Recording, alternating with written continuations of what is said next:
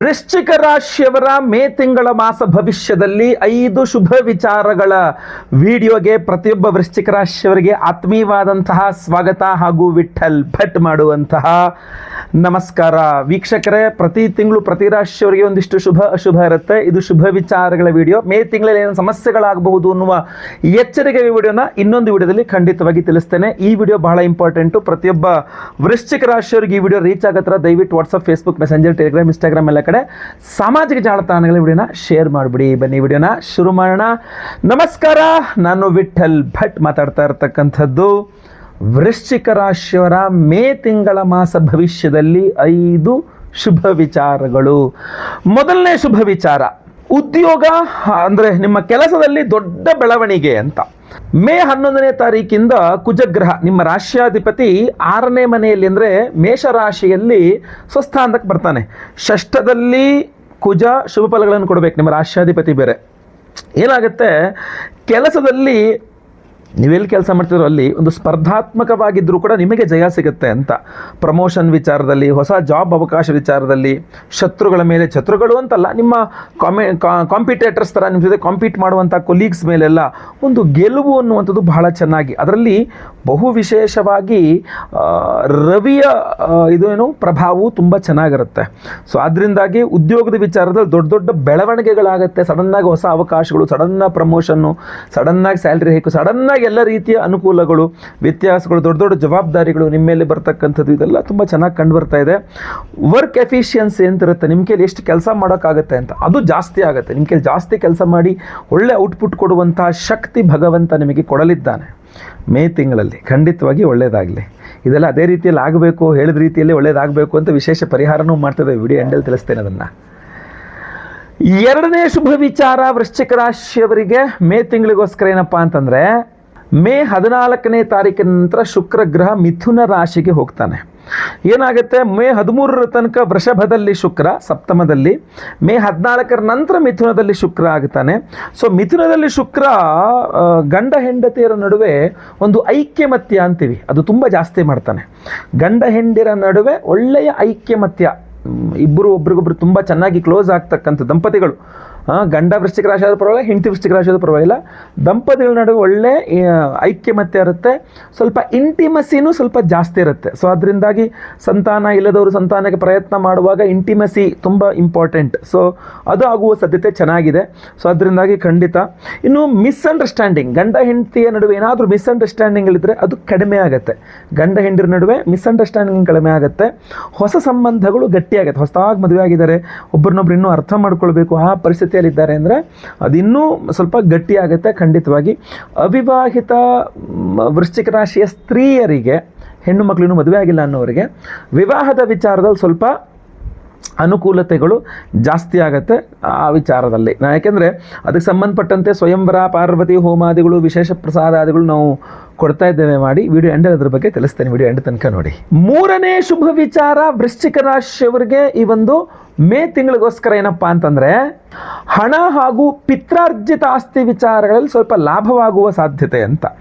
ಏನಾಗುತ್ತೆ, partnership agreements ಅಂತ ನೀವೇನಾದರೂ ಇನ್ನೊಬ್ಬರ ಜೊತೆ ಬಿಸ್ನೆಸ್ ಪಾರ್ಟ್ನರ್ಶಿಪ್ ಮಾಡ್ತಾ ಇದ್ದೀರಾ, ಪಾರ್ಟ್ನರ್ಶಿಪ್ಪಲ್ಲಿ ಬಿಸ್ನೆಸ್ ಮಾಡ್ತಾ ಇದ್ದೀರಾ ಅಂದರೆ ಅದರಲ್ಲಿ ನಿಮಗೆ ಸ್ವಲ್ಪ ಅನುಕೂಲ ಆಗ್ತಕ್ಕಂಥದ್ದು, ಅದ್ರ ಮೂಲಕ ಸ್ವಲ್ಪ ಚೆನ್ನಾಗಿ ಹಣ ನಿಮಗೆ ಬರ್ತಕ್ಕಂಥದ್ದು, ಪಾರ್ಟ್ನರ್ಶಿಪ್ ಬಿಸ್ನೆಸ್ಸಲ್ಲಿ ಚೆನ್ನಾಗಿ ದುಡ್ಡು ಬಂತು ಅನ್ನೋ ರೀತಿಯಲ್ಲಿ. ಆಮೇಲೆ ಪಿತ್ರಾರ್ಜಿತ ಆಸ್ತಿ ವಿಚಾರದಲ್ಲಿ ಒಂದು ಒಳ್ಳೆಯ ಸುದ್ದಿ, ಒಳ್ಳೆಯ ಬೆಳವಣಿಗೆ, ಇಲ್ಲ ಏನೋ ಕೂತ್ಕೊಂಡು ಸೆಟ್ಲ್ ಮಾಡ್ಕೊಳ್ಳೋಣ, ಸರಿ ಮಾಡ್ಕೊಳ್ಳೋಣ, ಒಂದು ನಿರ್ಣಾಯಕ ಹಂತಕ್ಕೆ ಬರೋಣ ಅನ್ನುವ ಒಂದು ಒಳ್ಳೆಯ ಸುದ್ದಿ ನಿಮ್ಮ ಕಿವಿಗೆ ಬೀಳಬಹುದು. ಒಂದು ಫೈನಾನ್ಷಿಯಲ್ ಸ್ಟೆಬಿಲಿಟಿ ಅಂತೀವಿ, ಆರ್ಥಿಕ ಸ್ಥಿರತೆ, ಅದು ತುಂಬ ಚೆನ್ನಾಗಿ ಇಂಪ್ರೂವ್ ಆಗುತ್ತೆ. ಆರ್ಥಿಕ ಸ್ಥಿರತೆ ತುಂಬ ಚೆನ್ನಾಗಿ ಇಂಪ್ರೂವ್ ಆಗುತ್ತೆ. ಮೇ ತಿಂಗಳು ಸ್ವಲ್ಪ ಆ ವಿಚಾರಗಳಲ್ಲಿ ತುಂಬ ಅನುಕೂಲ ಇದೆ, ಆಯ್ತಲ್ವಾ? ಒಳ್ಳೆಯದಾಗಲಿ. ನಾಲ್ಕನೇ ಶುಭ ವಿಚಾರ ವೃಶ್ಚಿಕ ರಾಶಿಯವರಿಗೆ ಮೇ ತಿಂಗಳಿಗೋಸ್ಕರ ಏನಪ್ಪ ಅಂತಂದರೆ, ಆರೋಗ್ಯ ಹೆಚ್ಚಳ ಅಂತ. ಏನಂದರೆ ಬಹುಮುಖ್ಯವಾಗಿ ಕುಜಗ್ರಹ ಷಷ್ಠದಲ್ಲಿದ್ದರೂ ಸ್ವಸ್ಥಾನದಲ್ಲಿರ್ತಾನೆ. ಷಷ್ಠದಲ್ಲಿ ಕುಜ ಶುಭ ಫಲವನ್ನು ಕೊಡಬೇಕು, ನಿಮ್ಮ ರಾಷ್ಟ್ರಾಧಿಪತಿಯವನು. ಸೊ ಅದರಿಂದಾಗಿ ನಿಮ್ಮ ಆರೋಗ್ಯ ಸುಧಾರಿಸುತ್ತೆ, ಭಾಳಷ್ಟು ಮಟ್ಟಿಗೆ ಆರೋಗ್ಯ ಸುಧಾರಿಸುತ್ತೆ. ಆಮೇಲೆ ಶುಕ್ರನೂ ಅಷ್ಟಮಕ್ಕೆ ಹೋಗ್ತಾನೆ, ಅವನು ನಿಮ್ಮ ಆರೋಗ್ಯವನ್ನು ಸರಿ ಮಾಡಿ ಕೊಡ್ತಾನೆ. ಅಥವಾ ಫಾರ್ ಸಪೋಸ್ ಏನೋ ಹುಷಾರಿಲ್ಲ ಅಂದ್ರೂ ಕೂಡ, ಈಗ ದುಡ್ಡಿಲ್ಲ ಟ್ರೀಟ್ಮೆಂಟ್ ತೊಗೊಳಕ್ಕಾಗಲ್ಲ, ಅಯ್ಯೋ ಇನ್ಶೂರೆನ್ಸ್ ಇಲ್ಲ ಟ್ರೀಟ್ಮೆಂಟ್ ತೊಗೊಳಕ್ಕಾಗಲ್ಲ, ಅಯ್ಯೋ ನಾನು ಯಾರೂ ಸಾಲ ಕೊಡಲ್ಲ ಟ್ರೀಟ್ಮೆಂಟ್ ತೊಗೊಳಕ್ಕಾಗಲ್ಲ, ಆ ಥರ ಎಲ್ಲ ಏನೂ ಇಲ್ಲ. ನಿಮಗೆ ಆರೋಗ್ಯ ಸುಧಾರಣೆಗೋಸ್ಕರ ಟ್ರೀಟ್ಮೆಂಟ್, ನಿಮ್ಮ ಚಿಕಿತ್ಸೆಗೋಸ್ಕರ ಏನು ಹಣ ಬೇಕೋ ಅದು ನಿಮಗೆ ಸಿಗುತ್ತೆ. ಸೊ ತನ್ನ ಮೂಲಕ ನಿಮಗೆ ಆರೋಗ್ಯ ವೃದ್ಧಿ ಆಗುತ್ತೆ. ಸೊ ಅದರಿಂದ ಆರೋಗ್ಯ ವೃದ್ಧಿ ಆಗುವಂಥ, ಆರೋಗ್ಯ ಸರಿ ಹೋಗ್ತಕ್ಕಂಥ ಎಲ್ಲ ಒಂದು ಅವಕಾಶಗಳಿದೆ. ಸ್ಟ್ಯಾಮಿನಾ ಜಾಸ್ತಿ ಆಗುತ್ತೆ, ಶಕ್ತಿ ಜಾಸ್ತಿ ಆಗುತ್ತೆ, ಕಾನ್ಫಿಡೆನ್ಸ್ ಲೆವೆಲ್ ತುಂಬ ಜಾಸ್ತಿ ಆಗುತ್ತೆ.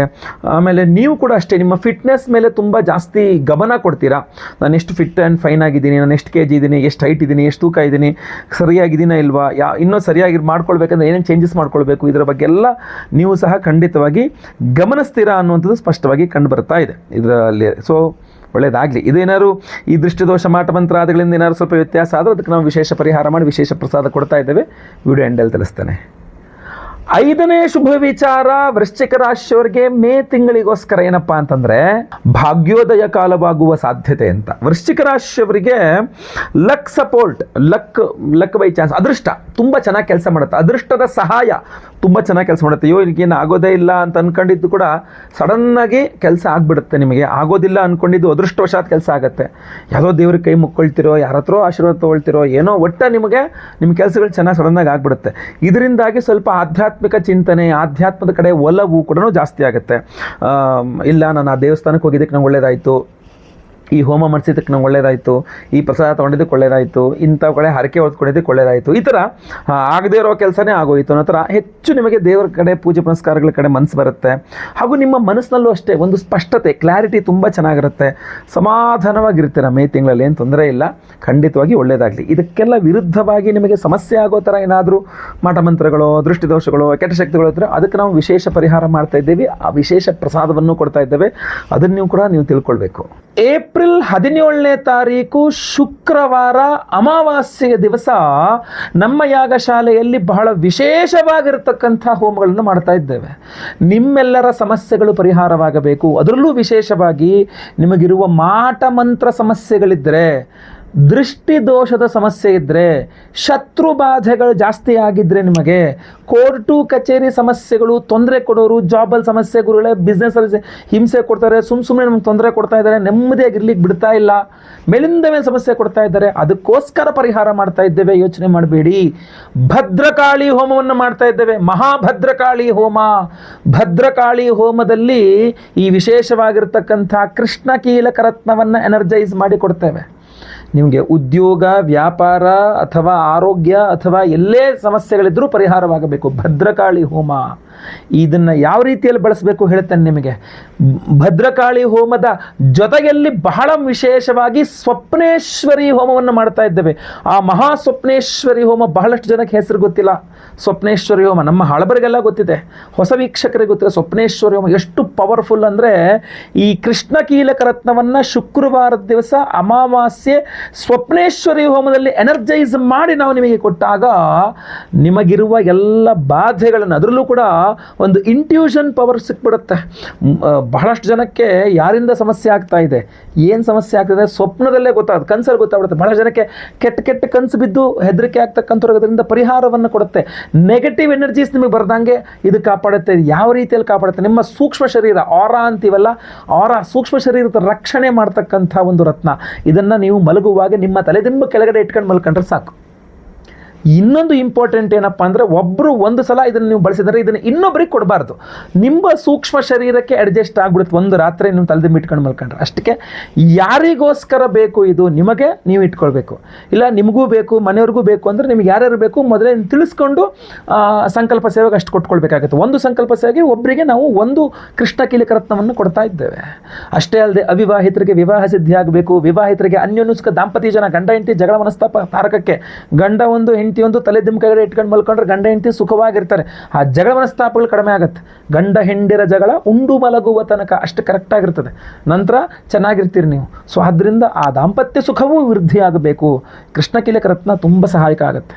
ಗುರು ಶಾಂತಿ, ಶನಿ ಶಾಂತಿ ಸಹಿತ ಮಹಾನವಗ್ರಹ ಶಾಂತಿ ಹೋಮಗಳಲ್ಲಂತೂ ಇದು ಎನರ್ಜೈಸ್ ಮಾಡೇ ಮಾಡ್ತಾ ಇದ್ದೀವಿ.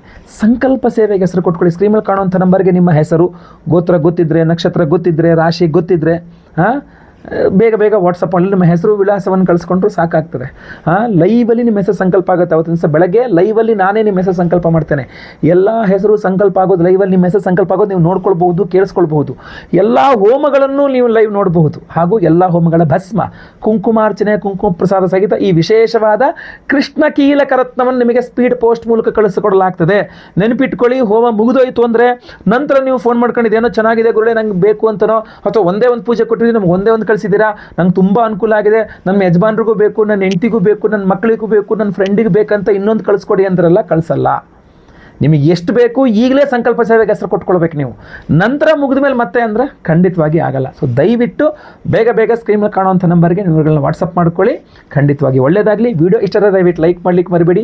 ಪ್ರತಿಯೊಬ್ಬರಿಗೂ ಈ ವಿಡಿಯೋ ನೀವೇ ರೀಚ್ ಮಾಡಬೇಕು.